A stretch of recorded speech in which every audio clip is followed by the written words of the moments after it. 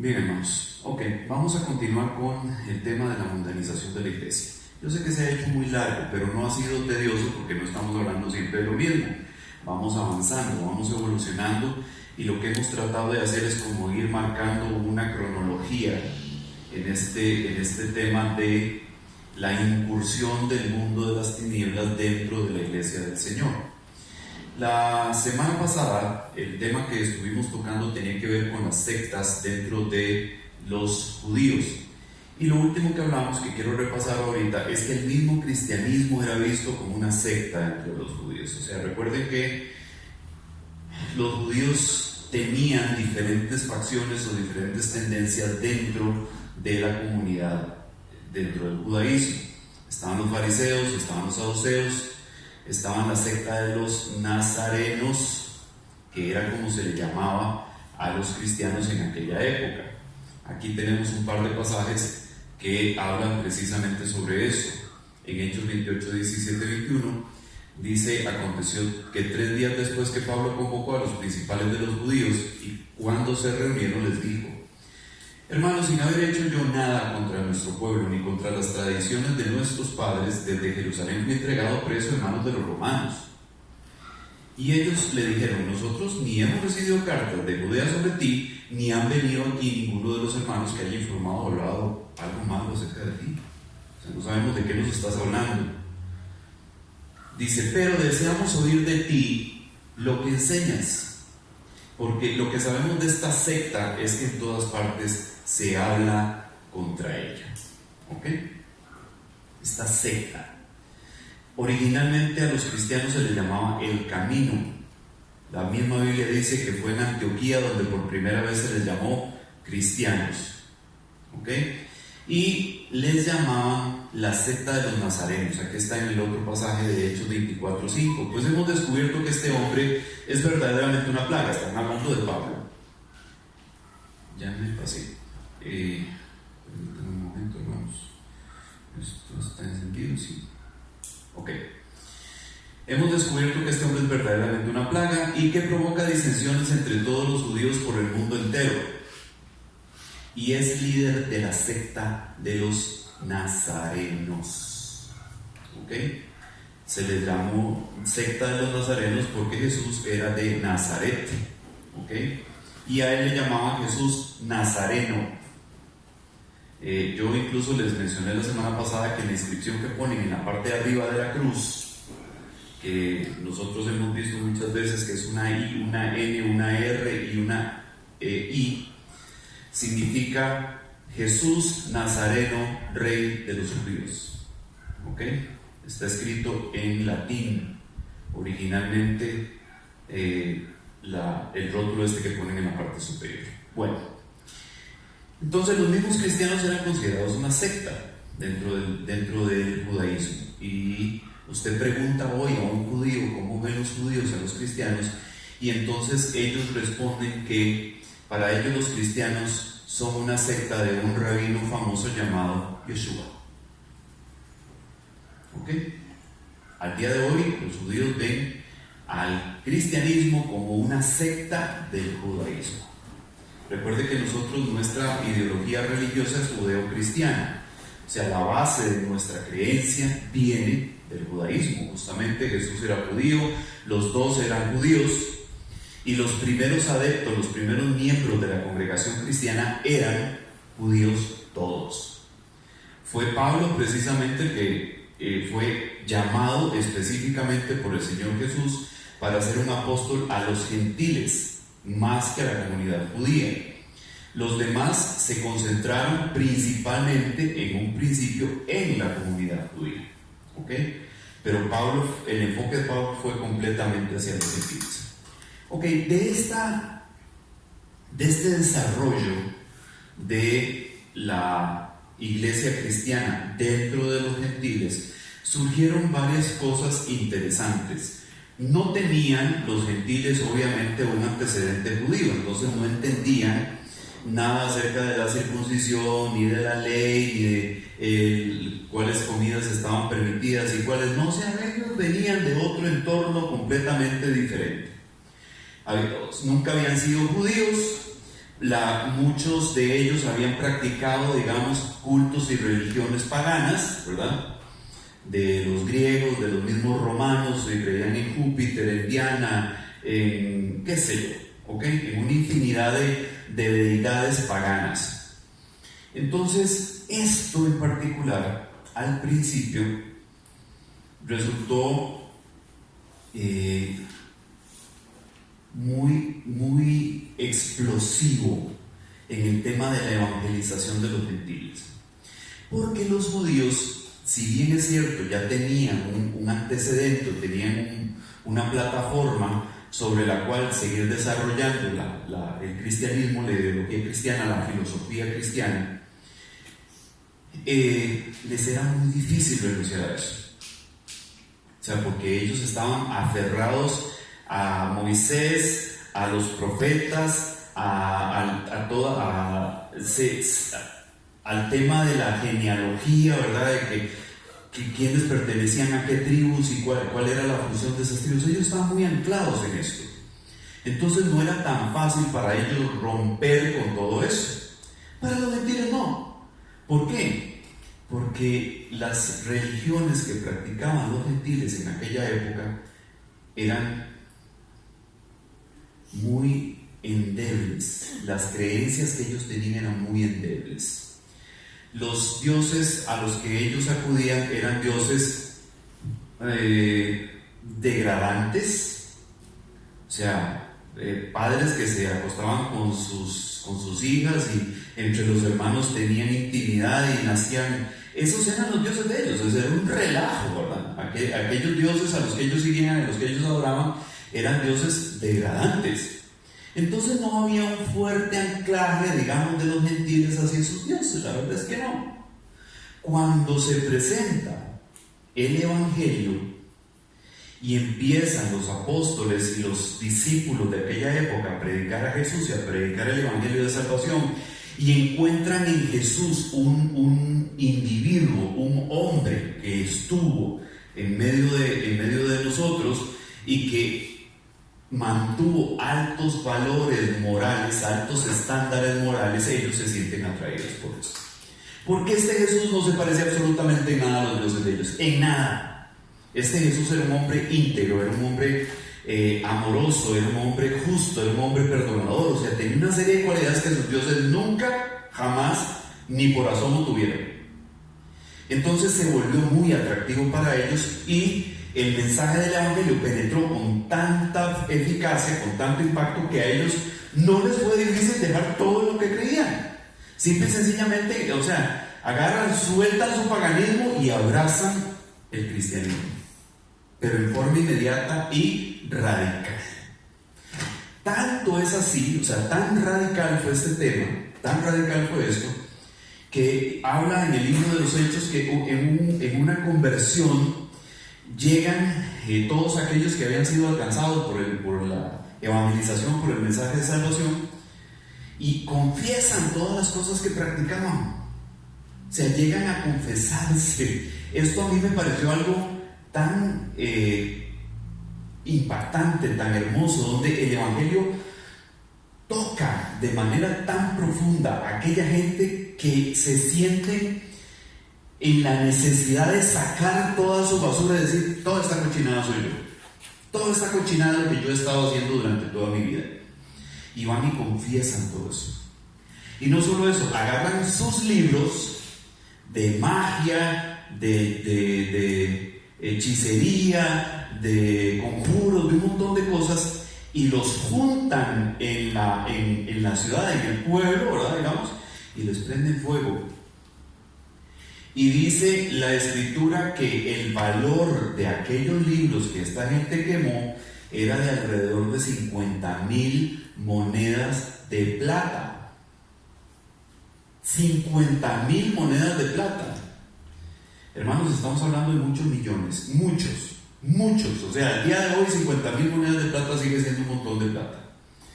Entonces, el valor que para ellos representó el Evangelio no era nada en comparación con ese montón de libros que ellos quemaron ahí. O sea, como dijo Pablo, lo he considerado un montón de basura.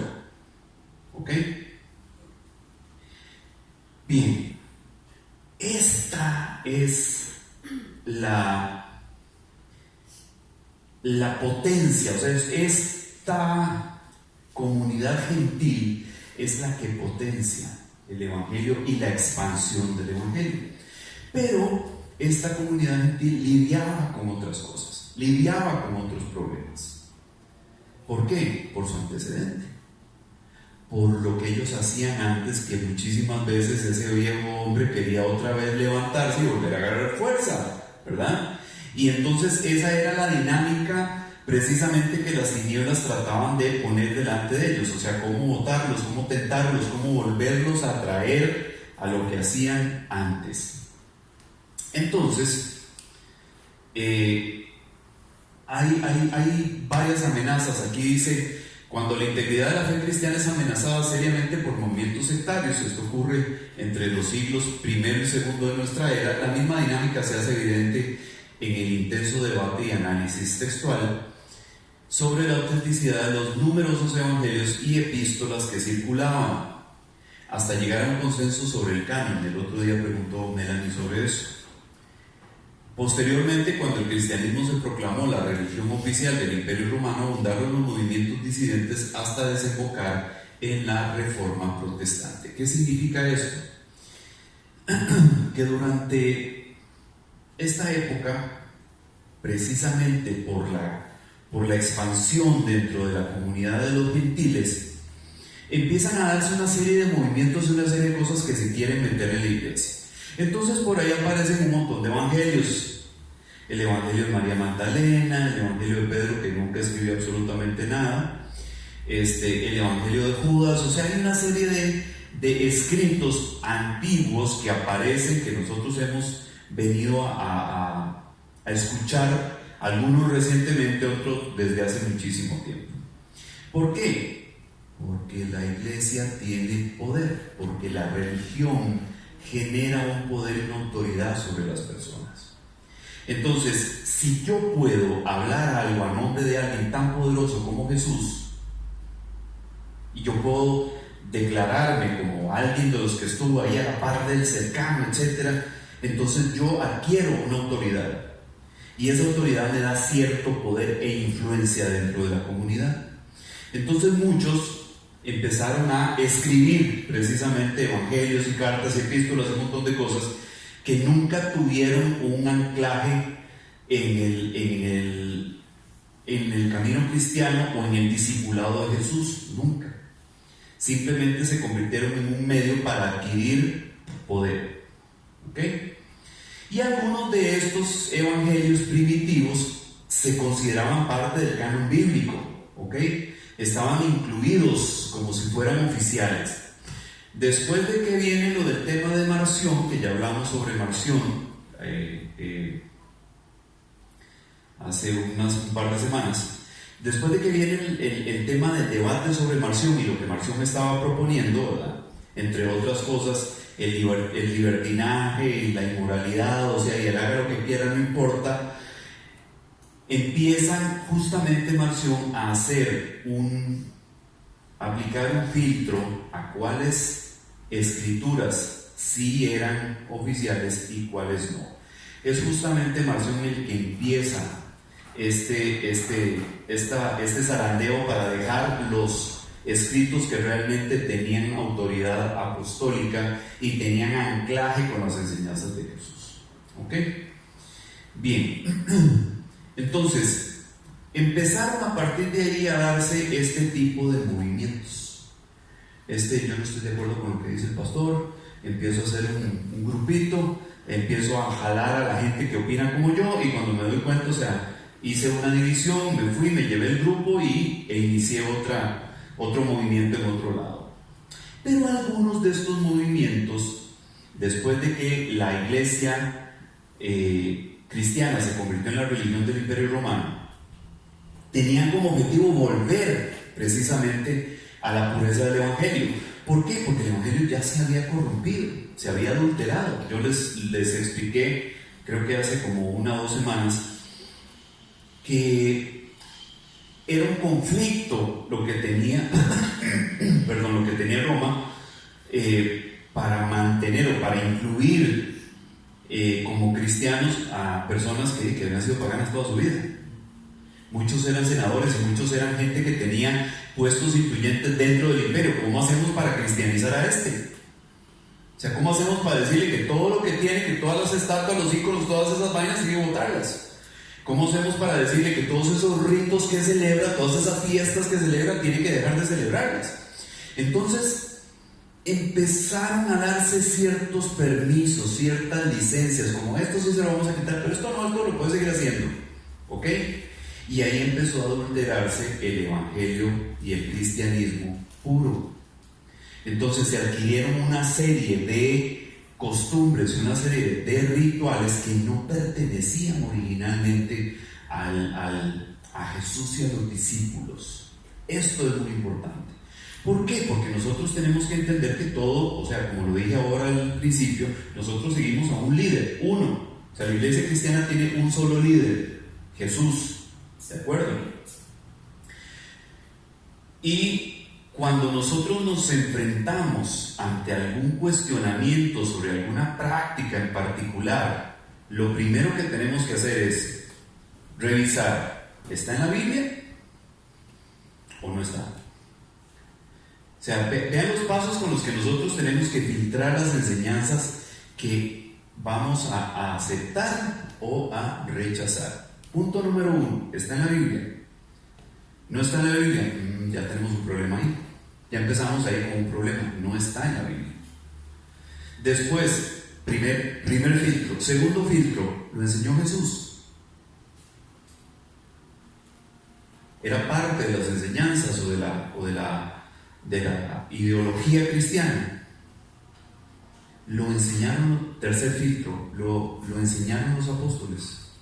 O sea, lo perpetuaron los apóstoles.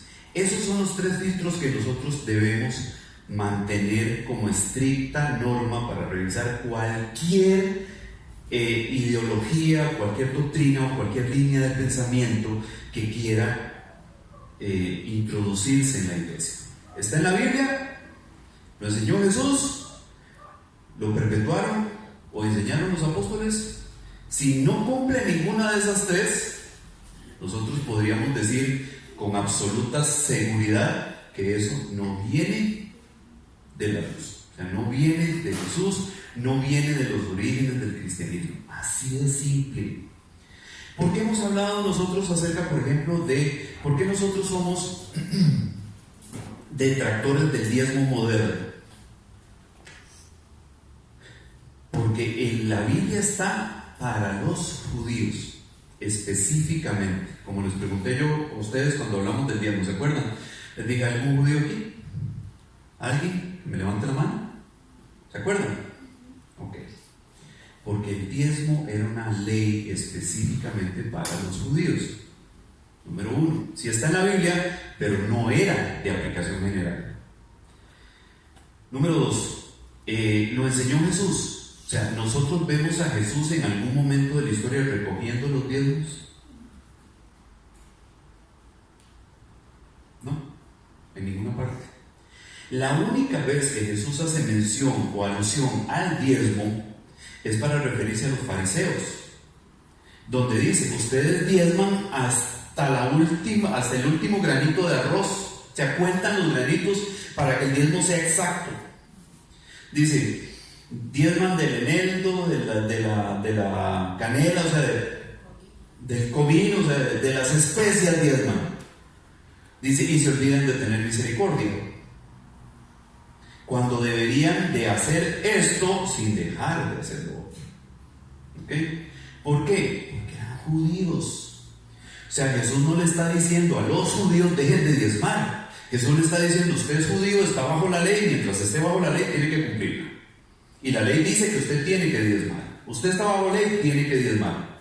¿Por qué? Porque está en la ley. Punto. Pero nosotros no vemos en ningún momento a Jesús dentro de su grupo,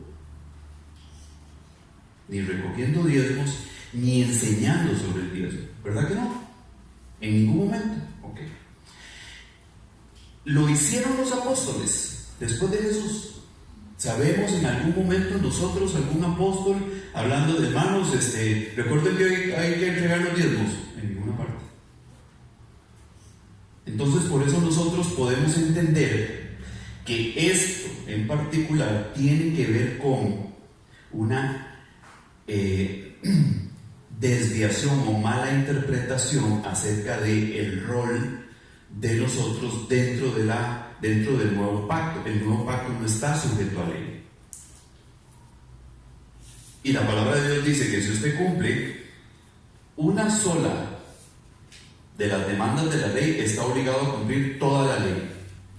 O está bajo la ley o está bajo la gracia. No puede estar en las dos. Porque la ley es el viejo pacto. La gracia es el nuevo pacto. O está bajo ley o está bajo gracia. Entonces, si usted como cristiano quiere observar lo del diezmo, tiene que observar que no puede comer cerdo, tiene que observar que no puede comer camarones, tiene que observar que tiene que practicar absolutamente todos los ritos judíos, que tiene que circuncidar a los chiquitos a los 8 días, o sea, todo. ¿Entendemos, hermanos? O se está o no se está. ¿De acuerdo? Esa es la razón. Entonces, ¿qué tiene que ver con esto? Que dentro de la iglesia ya propiamente católica, adoptada por el Imperio Romano como religión oficial, el cristianismo, empieza a haber grupos de personas que dicen: es que eso no es lo que está en la Biblia. ¿Por qué? Porque dice, les permite esto, pero la Biblia no enseña eso. Se autoriza, qué sé yo, que usted pueda celebrar las Saturnales, y nosotros ya no somos paganos. Entonces ahora las Saturnales las convirtieron en el cumpleaños de Jesús, pero Jesús no nació en diciembre. Entonces empieza el conflicto, ¿verdad? O sea, aquí hay cosas que no me están calzando. Y empieza a haber disidentes, gente que no está de acuerdo con la manera en que la religión oficial está llevando el cristianismo.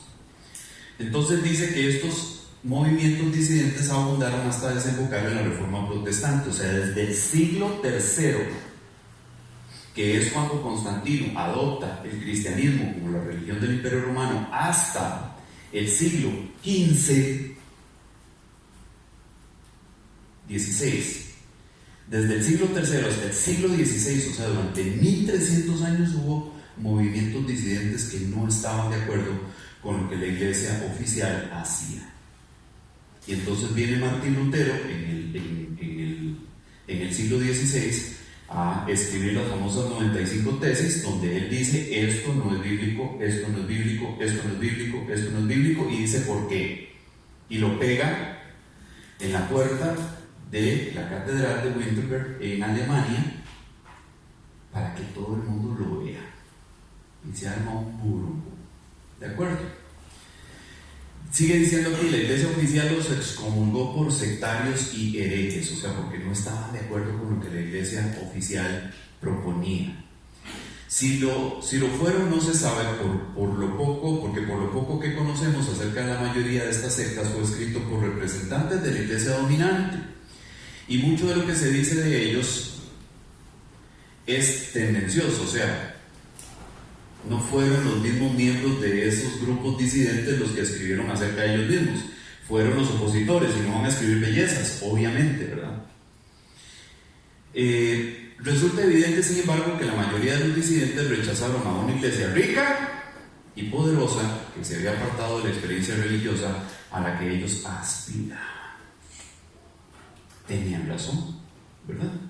Una iglesia sumamente rica hasta el día de hoy, o sea, valorada en miles de millardos de dólares por todo lo que tiene, por todas las propiedades, por todo el dinero, por todo el oro, por todas sus finanzas. O sea, yo me atrevería a decir que tal vez sea la mayor reserva de dinero y de oro que hay actualmente en el mundo. ¿Por qué? Porque ellos no han no han dilapidado ese oro, o sea, ese oro sigue siendo de ellos, sigue estando ahí. En el caso, por ejemplo, de la Reserva Federal de los Estados Unidos, o sea, que se supone que es lo que respalda la emisión de dinero, la emisión de dólares, no se abre desde el año 70 y pico. O sea, creo que fue cercano a los 80s la última vez que alguien entró a la bóveda del fuerte Knox, que es donde está la Reserva Federal de los Estados Unidos. Se supone que ahí está una cantidad de lingotes de oro que respaldan la emisión de dólares que hacen los norteamericanos. Pero como nadie ha entrado desde entonces, a ciencia cierta no se sabe si queda oro ahí o no. Es muy probable que ya no haya, o que haya muchísimo menos de lo que todo el mundo se imagina. Pero el oro de la Iglesia, el oro del Vaticano, sigue intacto. ¿Por qué? Porque nadie lo toca. ¿Por qué? Porque se supone que es de la Iglesia. Entonces, por ser de la Iglesia es como sagrado, eso no se toca. Bien, entonces, durante todos esos siglos hubo oposición de gente que veía que la Iglesia era súper rica y los pobres se morían en la calle. Y la Iglesia, pudiendo auxiliar, pudiendo ayudar, no hacía absolutamente nada. ¿Ok? Y además se convirtió en un ente tan poderoso que la Iglesia ponía a los reyes y los quitaba. Era la misma Iglesia la que ponía a los reyes ahí, y cuando no estaban de acuerdo con uno, lo agarraban y lo sacaban y lo quitaban. Punto. Vea la categoría de poder que alcanzó la Iglesia. Pues en contra de todo eso estaban precisamente estas sectas. En el mundo de habla castellana, hasta no hace mucho, los protestantes eran considerados herejes. Aún hoy algunas personas mal informadas siguen llamando sectas a las iglesias de mayor crecimiento del sector protestante. En términos sociológicos, una secta es un grupo minoritario que se aparta de una institución reconocida con el fin de preservar la pureza de sus creencias fundamentales. ¿Ok? Entonces, no necesariamente tiene un mal objetivo, no necesariamente tiene un mal propósito. Identifica cosas que no están bien, trata de proponer que se regrese a esos orígenes, pero la estructura no quiere regresar, entonces ellos se apartan para poder recuperar, digamos, esa originalidad de la doctrina y esa pureza de la doctrina. ¿Ok? La secta suele ser una primera etapa en el proceso de institucionalización de un movimiento eclesial, como ha ocurrido desde el Nuevo Testamento hasta hoy. ¿Ok? Entonces, todo esto empezó desde los primeros cimientos de la iglesia cristiana primitiva. Entre los mismos apóstoles, estando Jesús presente, ya había conflictos, ya había diferencias con respecto a la visión que tenía cada uno de ciertas cosas. Aquí en el Evangelio de Marcos, en el capítulo 10 y los versículos 35 al 44, habla precisamente de un momento de estos, de un conflicto de estos que se presentó estando Jesús presente. Dice así: y se le acercaron Jacobo y Juan, los dos hijos de Zebedeo, los que eran socios de Andrés y Pedro en el negocio de la pesca, ¿se acuerdan? Diciéndole: Maestro, queremos que hagas por nosotros lo que te pidamos. Y él les dijo: ¿qué queréis que haga por vosotros? Ellos le dijeron: concédenos que en tu gloria nos sentemos uno a tu derecha y el otro a tu izquierda. Jesús les dijo, no sabéis lo que estás pidiendo. No sabéis lo que pedís. O sea, ¿cómo se les ocurre, verdad? ¿Podéis beber la copa que yo bebo o ser bautizados con el bautismo con que yo soy bautizado? ¿Cuál era la copa que estaba por beber? La muerte. ¿Cuál era el bautismo con el que él iba a ser bautizado? El martirio, ¿verdad? Iba a ser martirizado, azotado, colgado en una cruz. Entonces Jesús les dice, o sea, ustedes pueden pasar por eso. Y vea lo que dice ellos en el 39. Ellos le dijeron: podemos. Y Jesús les dijo: la copa que yo bebo, beberéis. Y seréis bautizados con el bautismo con que yo soy bautizado. O sea, bien han dicho, porque sí les va a tocar. Les va a tocar beber esa copa y les va a tocar ese bautizo. A ustedes igual que a mí. Y si ustedes lo ven, hermanos, en la historia de todos los discípulos, el único que murió viejito fue Juan, pero no murió sin sufrimiento. Porque yo no sé si ustedes sabían que según la tradición eclesiástica, antes de mandarlo a la isla de Patmos como preso, habían tratado de matarlo hirviéndolo en aceite. Y sobrevivió. Usted se puede imaginar cómo quedó ese pobre hombre. Todo quemado, todo enllagado. Fue el único que no fue asesinado por los opositores. Pero no porque no lo intentaron, sino porque no lo lograron. ¿Ok? Pero lo que Jesús les dice es cierto. O sea, sí les va a tocar beber esa copa. Y sí van a ser bautizados de esa manera. Ahora dice el 40, pero el que os sentéis a mi derecha o a mi izquierda, no es mío el concederlo, sino que es para quienes ha sido preparado. ¿Por qué? Por mi Padre. ¿Okay? No soy yo el que decide quién se sienta a la derecha y quién se sienta a la izquierda. Ahora, analicemos esto. El cielo es un lugar, digamos, si nosotros hablamos del cielo, el cielo no es un lugar espacial como tal. O sea, no existe el espacio en el cielo. ¿Sí entendemos eso? Espacio y tiempo, estos dos conceptos son importantes. Yo estoy aquí y ahora. Aquí es espacio, en este lugar, y tiempo es ahora, en este momento. El cielo no está sujeto ni al espacio ni al tiempo. Por eso es que existe la eternidad en las criaturas espirituales, porque no están sujetos al tiempo, son eternas, ¿ok? Pero tampoco están sujetos al espacio. ¿Qué significa? Que Jesús va a estar en el centro y alguien se va a sentar a la derecha y alguien a la izquierda. Eso es espacio. O sea, esto es izquierda mía, es este espacio, esto es derecha mía, es este espacio. Entonces, lo que ellos están pidiendo no tiene sentido desde el punto de vista celestial, tratándose de una dimensión donde el espacio no existe. ¿Sí me entendieron el concepto? No existe el espacio ahí. Entonces hablar de derecha e izquierda no tiene sentido. Seguimos. Puntos cardinales. Sí, no existen puntos cardinales ni atrás, ni arriba, ni abajo, ni... no. Sobre... ya no. Sigue diciendo, al oír esto, vea lo que pasa, vea la reacción que genera esto que hicieron los hijos de Zebedeo. Al oír esto, los otros 10, comenzaron a indignarse contra Jacobo y Juan, y llamándolos junto a sí, Jesús les dijo, ¿sabéis que los que son reconocidos como gobernantes de los gentiles se enseñorean de ellos? Y que sus grandes ejercen autoridad sobre ellos. Pero entre vosotros no es así, sino que cualquiera de vosotros que desee llegar a ser grande será vuestro servidor. Y cualquiera de vosotros que desee ser el primero será siervo de todos. Y después dice, porque yo no vine a ser servido sino para servir, etc. Pero ya se daba este tipo de situaciones dentro del seno de los apóstoles. Dos diciendo tonteras, ¿verdad? O sea, yo quiero que me den un privilegio especial porque quiero sentarme o sea, que mi hermano se siente a la izquierda y yo me siento a la derecha. Y todos los demás brincan y dicen, pues, ¿qué les pasó? O sea, ¿desde cuándo nosotros hacemos estas cosas aquí?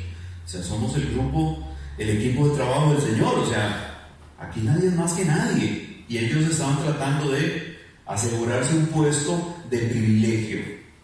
Entonces ya había contiendas entre el equipo básico entre los orígenes o la base del cristianismo, que fueron precisamente los 12 apóstoles.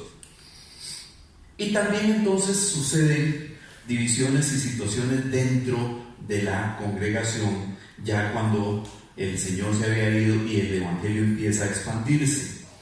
En 1 Corintios, en el capítulo 3 y los versículos del 1 al 5 dice: así que yo, hermanos, no pude hablaros como espirituales, sino como a carnales, como a niños en Cristo. Se parecen chiquitos, ¿verdad? Les digo, en resumen, Pablo, les parecen huilas, ¿verdad?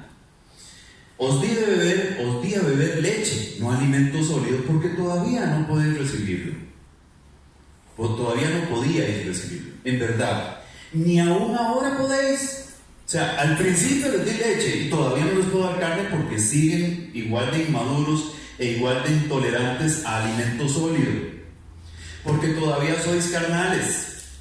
Pues habiendo celos y contiendas entre vosotros, no sois carnales y andáis como hombres. Porque cuando uno dice, yo soy de Pablo, y el otro, yo soy de Apolos, no sois simplemente hombres. ¿Qué es pues Apolos? ¿Y qué es Pablo? Servidores mediante los cuales vosotros habéis creído, según el Señor dio oportunidad a cada uno. O sea, hermanos, Pablo le dice a los corintios, hermanos, o sea, es el colmo. Cuando vino ustedes por primera vez, les tuve que dar leche y era lógico. O sea, no podían recibir alimento sólido, apenas estaban haciendo sus primeras herramientas, dando sus primeros pasos en el Evangelio de Salvación.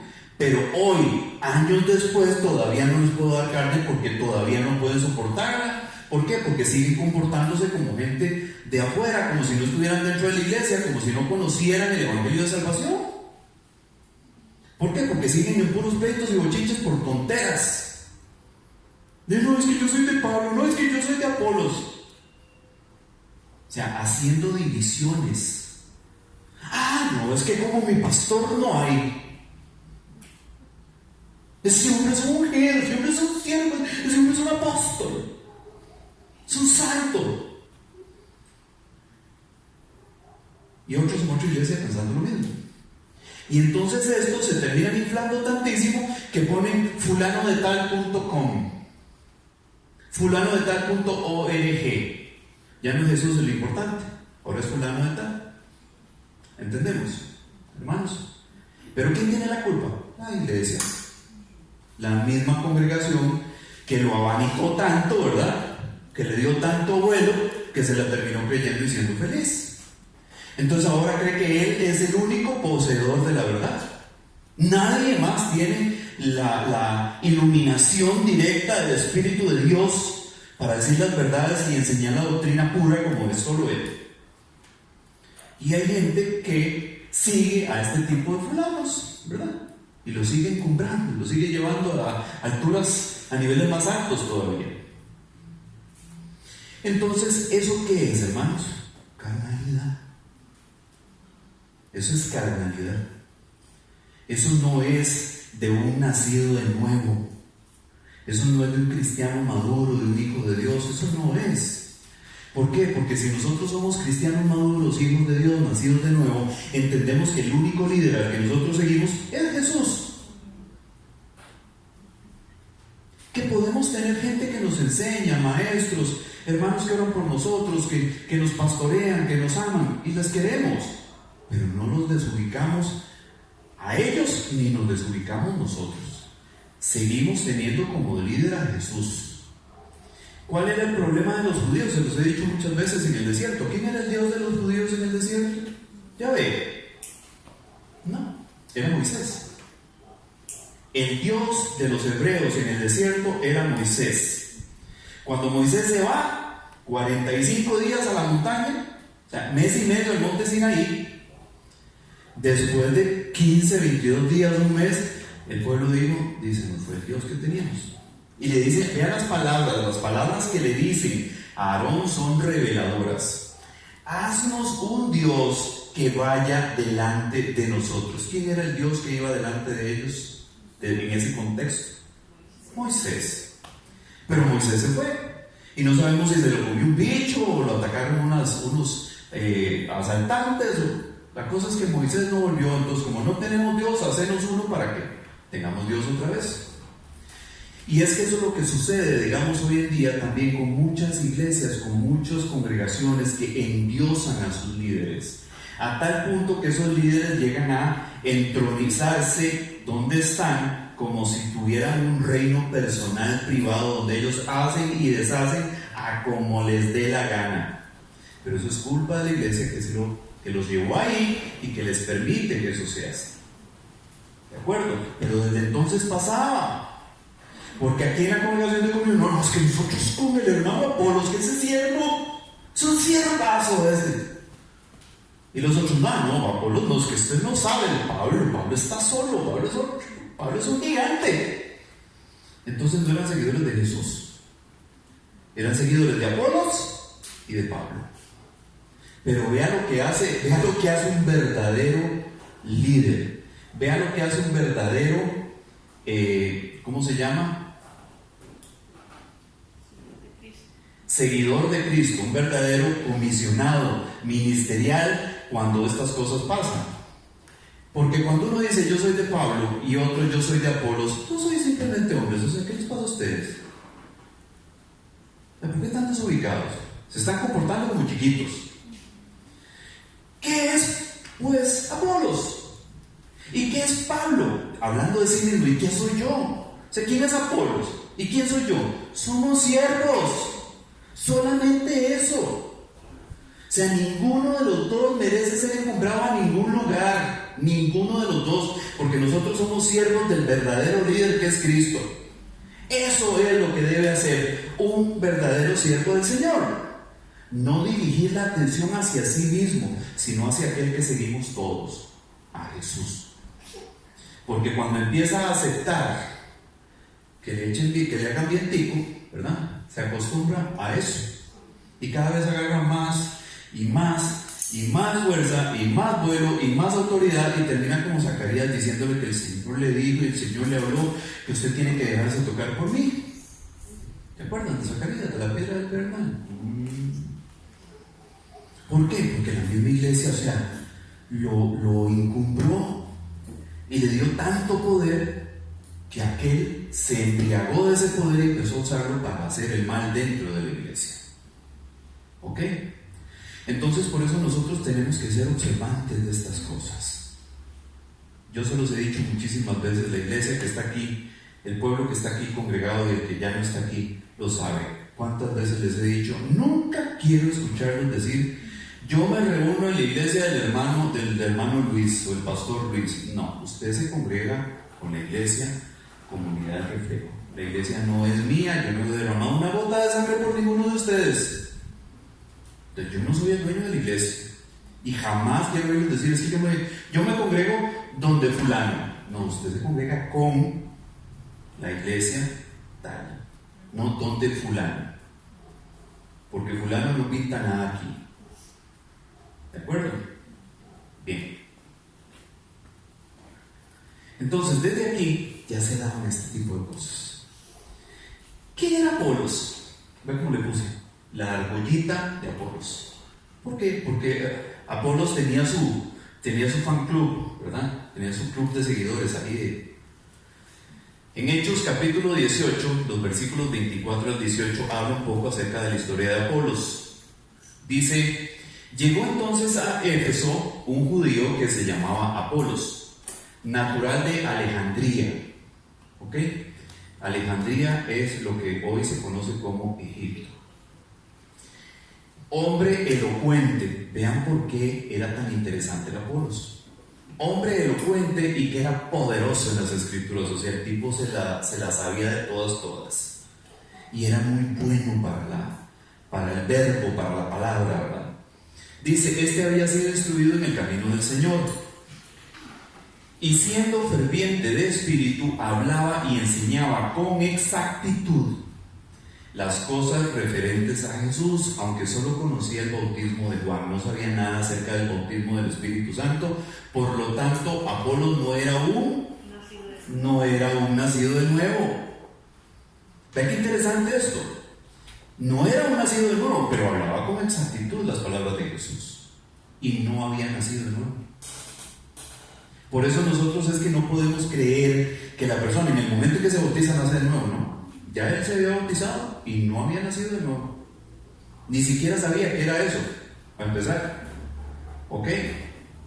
Entonces vea lo que dice: y comenzó a hablar con denuedo en la sinagoga, Apolos. Pero cuando Priscila y Aquila lo oyeron, lo llevaron aparte y le explicaron con mayor exactitud el camino de Dios. Le dijeron: muy lindo, Apolos, qué bonito que hablas de las escrituras, tu manera, tu verbo, tu presentación impecable, lindísimo. Pero hay algo que vos no sabes, que no estás incluyendo ahí: el Espíritu Santo. Y en el libro de los Hechos hay un pasaje donde dice que ni siquiera sabían que era el Espíritu Santo. sea, mucho menos hablar del bautismo del Espíritu Santo si ni siquiera tenían idea de qué era el Espíritu Santo, ¿verdad? Entonces, Priscila y Aquila, que habían sido evangelizados, llevados al camino por Pablo, le explican con detalle a Apolos cómo es este tema del bautismo del Espíritu Santo, y obviamente lo bautizan en el Espíritu Santo. Dice, cuando él quiso pasar a Acaya era, como decir, la capital, o mejor dicho, Acaya era como la ciudad principal, ¿ok? Corinto era como la capital de Acaya, de la provincia de Acaya, de la provincia romana de Acaya. Dice, cuando él quiso pasar a Acaya, los hermanos lo animaron y escribieron a los discípulos que lo recibieran. Y cuando llegó, ayudó mucho a los que por la gracia habían creído, porque refutaba vigorosamente en público a los judíos, demostrando por las escrituras que Jesús era el Cristo.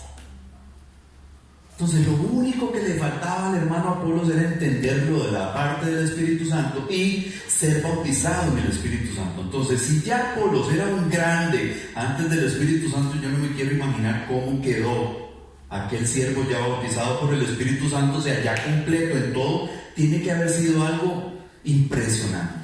Escuchar a Apolos debe haber sido algo realmente deleitable. Entonces él empezó a jalar gente, no por su propia cuenta, sino que la gente se sentía atraída hacia Apolos y hacia la manera de predicar y enseñar de Apolos. Entonces empezó a hacerse una argollita, ¿verdad? Su propia argollita. Pero no fue por intención de Apolos, era la gente que estaba alrededor de él la que estaba haciendo esto. Entonces dice acá, en 1 Corintios 16:12, en cuanto a nuestro hermano Apolos, mucho lo animé a que fuera a vosotros con los hermanos, pero de ninguna manera tuvo el deseo de ir ahora.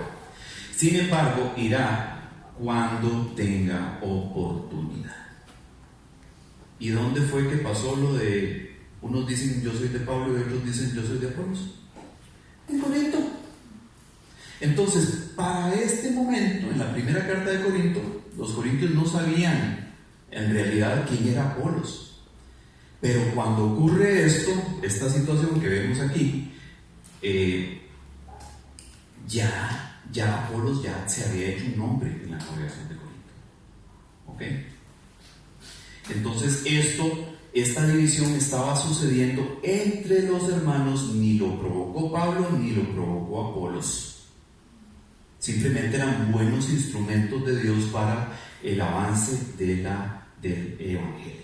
¿De acuerdo? Bien, hermano, lo vamos a dejar aquí. Pero, ¿por qué esto es importante? Es importante porque nosotros no debemos caer en eso. No debemos caer en eso. Jamás. O sea, tanto es mi responsabilidad hacer que ustedes no desarrollen esa desviación de la atención hacia mí y no hacia Jesús, como ustedes tienen también que mantenerse controladitos, ¿verdad? Y no entrar en ese jueguito y en esa dinámica. Es que usted no sabe cómo es mi pastor, es que ¿por qué no? No corresponde. El líder es Jesús, la iglesia es de Cristo, de nadie más. ¿Dicen amén? Amén. Bien, hermanos.